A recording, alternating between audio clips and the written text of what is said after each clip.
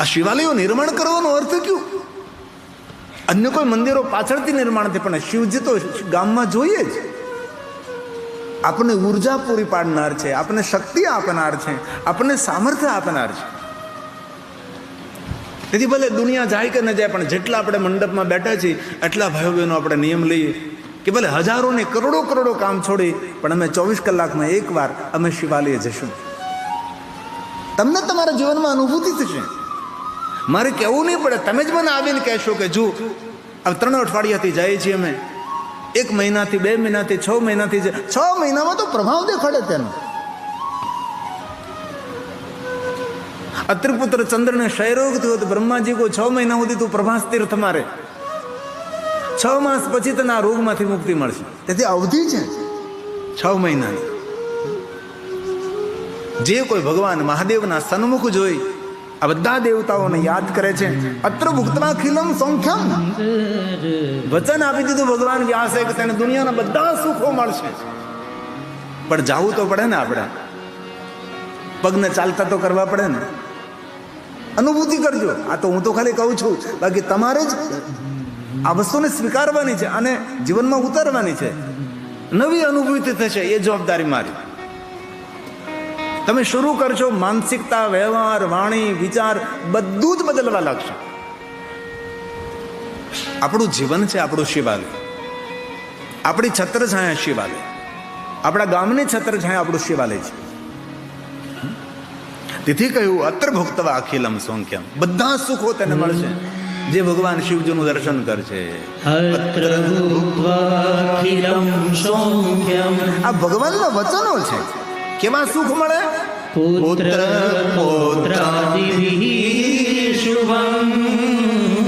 પુત્ર મળશે, પૌત્ર મળશે. અને પછી વચન કેવું આપ્યું કે સૌનું શુભ થશે, કોઈનું કોઈ દિવસ પરિવારમાં અશુભ નહીં થાય. આ કેટલા વચનો ભગવાનના વચનો છે. આ પુરાણના શ્લોક, શિવ મહાપડ ગ્રંથના શ્લોકો છે. શ્લોક એટલા માટે બોલું છું, સર્વ સિદ્ધાંત નિષ્પન્નમ. હું કોઈ કલ્પિત વાત કે બની બેસાડે વાત કે હવામાંથી પકડેલી વાત તમને નથી કહેતો. હું ભગવાન મહાદેવજી જે કહ્યું છે કહું છું. ભગવાન વ્યાસનો પ્રસાદ છે. તતો યાતિ મહેશ, એ જીવને કોઈ દિવસ અધોગત નહીં થાય. અને મહેશ ભગવાન શંકરના લોકની પ્રાપ્ત થશે. લોકમ સર્વં સુખાવહમ, તેને અંત સમયની પીડા ભોગવી નહીં પડે. અંત સમય તો દરેકનો લખાયેલો છે, આમાં કઈ કોઈ તો અમરત્વને પ્રાપ્ત કરી નથી એવું ભાઈ. તેથી ભગવાને વચન આપી દીધું, જે કોઈ ભગવાન મહાદેવનું સ્મરણ કરશે, ભગવાન મહાદેવનું યાદ કરશે, શિવાલય જઈને આ બધા જ દેવતાઓને યાદ કરશે, એના માટે કહ્યું તતો યાતિ મહાશસ્ય લોક સર્વ સુખાવહમ. જીવનના જગતના બધા સુખોની અનુભૂતિ કરી અંતે સુખપૂર્વક આ ધરતી છોડી ભગવાન મહેશના લોકમાં થશે, સુખપૂર્વક. બાકી જન્મ તમારે તો પરમ દુઃખ હોય, મૃત્યુનું દુઃખ કેવું હોય? એક સાથે 100 વીછી ડંખ મારે. એક વીછી કરડ્યો હોય તો આપણે ધાંધણિયા ધૂણાવી દઈએ આપણને. હવે એક સાથે 100 વીછી ડંખ મારીને જે પીડા થાય, એ પીડા આ શરીર છોડતી વખતે જીવને થાય છે. તો એ પીડામાંથી મુક્ત થવું હોય તો શિવનું ભજન કરો. શિવ એક એવા દેવ છે, મૃત્યુની પીડામાંથી મુક્ત કરનારા દેવ છે. એને મૃત્યુની પીડા ભોગવતી નથી, તેના માટે મૃત્યુ શ્રાપ નથી, તેના માટે મૃત્યુ વરદાન બને છે, તેના માટે મૃત્યુ ઉત્સવ બને છે. તેથી જીવનમાં શિવ ભક્તિની બહુ આવશ્યકતા છે. બાલ્યાવસ્થાથી લઈને કિશોર અવસ્થાથી, યુવાવસ્થાથી, પ્રૌઢ અવસ્થા, વૃદ્ધ અવસ્થાથી શિવ ભક્તિથી જીવનને શણગારીએ આપણે. અને ભગવાને એવા વચનો આપ્યા શિવ મહાપડ ગ્રંથની અંદર કે જ્યારે આવો મહાદેવનો પરમ ભક્ત, સત્કર્મી, પુણ્યવાન પરમાત્મા શિવજીને સમર્પિત થયેલો આત્મા જ્યારે પોતાની લીલાને પૂર્ણ કરે, જીવન લીલા જ્યારે પૂર્ણ કરશે અને જ્યારે પોતાના દેહનો ત્યાગ કરશે, ત્યારે તેને જીવાત્માને લેવા માટે ભગવાન સ્વયં શિવજી આવું કહ્યું છે. હું તો મધ્યસ્થી છું, એક ટીચરનું કામ કરું, એક શિક્ષક જેવું કામ કરું છું. ત્યારે ભગવાન સ્વયં શિવજી પોતાનું વિમાન મોકલશે. કેવું વિમાન? સૂર્યકોટી પ્રતિકાશે, કરોડો સૂર્ય સમાન પ્રકાશિત અને સૂર્યના કિરણની ગતિ જેટલું ચાલતું વિમાન. પ્રકાશ ગતિથી ચાલતું, પ્રકાશ ગતિથી ચાલતું. ભગવાન શિવજી ખાલી નંદી જ નથી રાખતા, પોતાના ભક્તો માટે વિમાન પણ રાખે છે. અને ભગવાન મહાદેવ જે સામર્થ્ય અને વૈભવ જે આપી શકે ને, એવું વૈભવ ને સામર્થ્ય કોઈ દેવતા દુનિયાના આપી પણ ન શકે. એવું સામર્થ્ય મહાદેવ આપી શકે છે, એવો વૈભવ મહાદેવ આપી શકે છે. તેથી ભગવાને કહ્યું છે, કરોડો સૂર્ય સમાન પ્રકાશિત, પ્રકાશ ગતિથી ચાલતો વિમાન. આ ભગવાન બોલ્યા છે, સૂર્ય કોટી પ્રતિકાશન વિમાન સર્વકામ ગય. વિમાન સર્વકામ ગય. વિમાન એવું વિમાનમાં બેસતા એ જીવાત્મા જે પોતાના મનમાં કામના કરે એ કામનાની પૂર્તિ કરનારું વિમાન. અને આવી રીતે સુખપૂર્વક શિવલોકમાં તે જશે. અને શિવલોકમાં ગયા પછી રુદ્ર કન્યા સમાકીર્ણે. રુદ્રની કન્યાઓ ગીત, સંગીત, નૃત્ય સાથે એ પુણ્યવાન જીવાત્માનું સ્વાગત કરશે. રુદ્ર કન્યા સમાકીર્ણે. કીર્તનો સાથે, નૃત્ય સાથે, ગીત સંગીત સાથે વાદ્ય વગાડશે. ગેયમ વાદ્ય સમન્વિતા. ગેયમ વાદ્ય સમન્વિતા. કોઈ પણ વિચારકથી પ્રભાવિત બની અને શિવ ભક્તિને છોડવી એક હૃદયની પ્રાર્થના છે. ભારત દેશમાં 20,000થી વધારે વિચારકો છે, 20,000થી વધારે સંપ્રદાય છે. ઘણા ઘણા સંપ્રદાયોએ ભગવાન મહાદેવથી દૂર કરવાનો પ્રયાસ પણ કર્યો. પહેલા બધા જ ગામના લોકો શિવાલય જતા હતા. વચ્ચેનો સમય એવો આવ્યો કે લોકો શિવાલય જતા બંધ થયા. આટલી સંપ્રદાયનું આક્રમણ થયું. પણ જો આપણે મંગલ અને કલ્યાણ કરવું હોય, દરેક શ્રેષ્ઠ છે. સંપ્રદાયો શ્રેષ્ઠ છે, દરેક વિચારધારા શ્રેષ્ઠ છે, સંપ્રદાયના આચાર્યો શ્રેષ્ઠ છે, દરેક ધર્મગુરુ મહાન છે, પ્રણમ્ય છે, વંદનીય છે, વિચારકો વંદનીય છે. પણ આપણો વિચાર મહાદેવના ચરણોમાં સમર્પિત રહે. બધું છોડવું ભગવાન મહાદેવની ભક્તિની છે. શિવ છે તો આપણું જીવન છે, શિવ આપણો શ્વાસ છે, શિવ આપણું જીવન છે, શિવ સૃષ્ટિનો પ્રારંભ છે, શિવ સૃષ્ટિનો મધ્ય છે, શિવ સૃષ્ટિનો અંત છે, શિવ સૃષ્ટિનો રક્ષક છે. આપણું જીવન શિવ છે. એક મારું સુંદર ભજન છે, મહાદેવ મુજકો દેના સહારા. ભગવાન આપ મને શક્તિ આપજો, આપની ભક્તિથી વંચિત ન થાવ. ભગવાન રામજીને મહાદેવ મળ્યા એટલે મહાદેવે પૂછ્યું ભગવાન પ્રભુ રામને કે પ્રભુ રામ તમે ક્યાં માગો? ત્યારે ભગવાન રામજી એક જ વસ્તુ માગી, આપની ભક્તિથી વંચિત ન રહો, આપની ભક્તિથી વિચલિત ન બનું, મને સ્થિર ભક્તિ મળે, મને સ્થાયી ભક્તિ મળે. 10 દિવસ કરું પાછી છૂટી જાય, 15 દિવસ કરું પાછી ભક્તિ ભૂલાય, એવું નહીં. સ્થિર ભક્તિ, સ્થિર ભક્તિ. આજે મેં 5 માળા કરી તો કાલે મને 6 માળા કરવાનો વિચાર આવવો જોઈએ. આજે મેં 10 કરી તો કાલે એમ થવું જોઈએ કે 11 માળા કરીશું. આજે મેં 1 સ્તોત્રનો પાઠ કર્યો તો વિચાર આવવો જોઈએ કાલે હું 2 સ્તોત્રનો પાઠ કરીશ. અમારે એક વિચારકે બહુ સરસ વાત કરી હતી. જ્યારે આપણને ભક્તિ, પૂજા, માલા, જપ, સ્તોત્ર કરવાની આળસ આવે ત્યારે સમજી જવું જોઈએ કે આપણું પતન થવાનો પ્રારંભ થઈ ચૂક્યો છે. જ્યારે આપણને અંદર એમ થાય કે નથી કરવી માળા જવા દો ને, નથી કરવી પૂજા જવા દો, ત્યારે સમજી લેવું કે આપણા પતનના દરવાજાઓ ખોલ્યા છે. અને જ્યારે એમ થાય કે નહીં આજે 1 સ્તોત્રનો પાઠ કર્યો, કાલ 2 સ્તોત્ર, 3 સ્તોત્ર, સમજી લેવું આપણા ભાગ્યના દ્વાર ખોલવાની તૈયારીમાં છે. 1 માળા કરી તો બીજી જ માળા કરવાનું મન થાય, 10 કરી તો 11 કરવાનું મન થાય. ભક્તિની વૃદ્ધિ થાય ત્યારે સમજી લેવું છે ભગવાનની કૃપાનો વરસાદ વરસવા લાગ્યો છે. ભક્તિ કરવાની આળસ આવે ત્યારે સમજી લેવું હવે આપણું પતન થવાની તૈયારીમાં છે. હવે ઘણા વડીલો મહાપુરુષોના અનુભવો છે. ભક્તિથી વંચિત થાય, પતન થાય. ભક્તિને વરે તેનું સન્માન થાય, બહુમાન થાય, તેનું સામ્રાજ્ય સુરક્ષિત રહે. તેથી ભગવાનને કહેવાનું, ભગવાન તારી ભક્તિથી વંચિત નથી हम. आइए 2 पंक्ति भाव से और आदर के साथ. महादेव मुझको देना सहारा. बोलिए.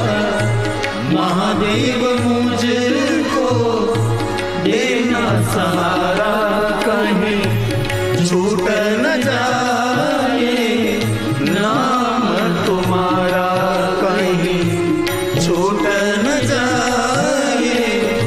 नाम तुम्हारा। बोलिए साथ में। महादेव मुझको देना सहारा, महादेव मुझको देना सहारा कहीं छूट न जाए नाम तुम्हारा कहीं छूट न जाए नाम तुम्हारा। ताली महादेव ने वाजली. तालीથી મન જાગૃત રહે. સાથે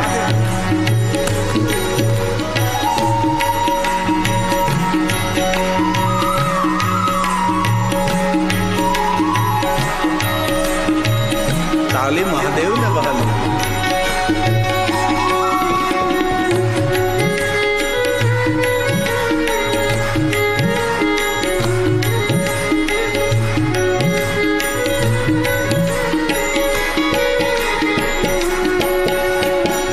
तेरे रास्तों से हटाती है दुनिया, इशारों से मुझको नचाती है दुनिया। हे महादेव, हे महादेव, हे महादेव. तेरे रास्तों से हटाती है दुनिया, इशारों से मुझको नचाती है दुनिया। इशारों से मुझको नचाती है दुनिया। समझो न जग का झूठा इशारा, समझो न जग का झूठा इशारा कहीं झूठ न जाए नाम तुम्हारा, कहीं झूठ न जाए नाम तुम्हारा। बोलिए साथ में. महादेव मुझको देना सहारा, महादेव मुझको देना सहारा कहीं झूठ न जाए नाम तुम्हारा, कहीं झूठ न जाए नाम तुम्हारा। हे महादेव, सब कुछ छूटे, तेरा भजन नहीं छूटना चाहिए. हे महादेव, हे महादेव, हे महादेव.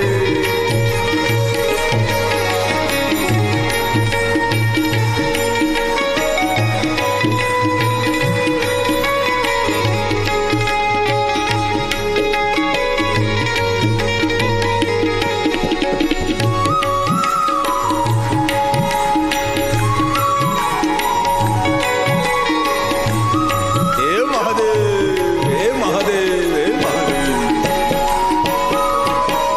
सुबह शाम तुझको भजता रहूं मैं, तेरे प्रेम के लिए गाता रहूं मैं। महादेव, महादेव, महादेव. सुबह शाम तुझको भजता रहूं मैं, तेरे प्रेम के लिए गाता रहूं मैं, तेरे प्रेम के लिए गाता रहूं मैं। गिरी कहे तेरा नाम जग से निराला, गिरी कहे तेरा नाम जग से निराला, कहीं छूट न जाए नाम तुम्हारा, कहीं छूट न जाए नाम तुम्हारा। महादेव मुझको देना सहारा, महादेव मुझको देना सहारा कहीं छूट न जाए नाम तुम्हारा कहीं छूट न जाए नाम तुम्हारा कहीं छूट न जाए नाम तुम्हारा।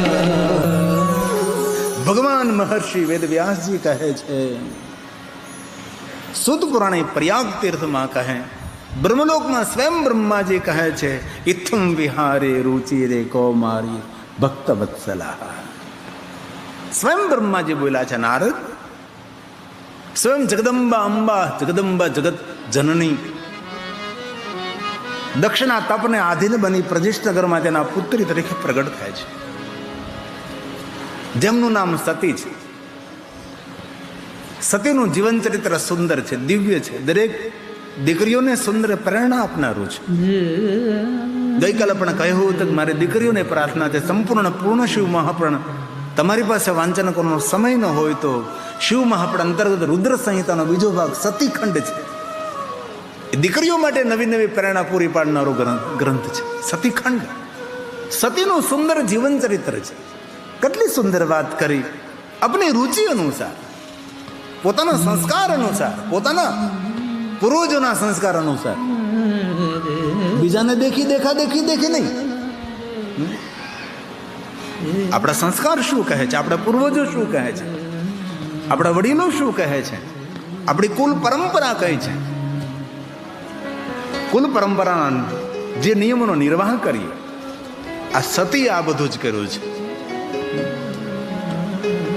ભગવાન મહર્ષિ વેદવ્યાસ બોલ્યા છે, તીર્થમ વિહારે રુચિરે. સંસ્કારો અનુસાર જીવન જીવવાનું છે.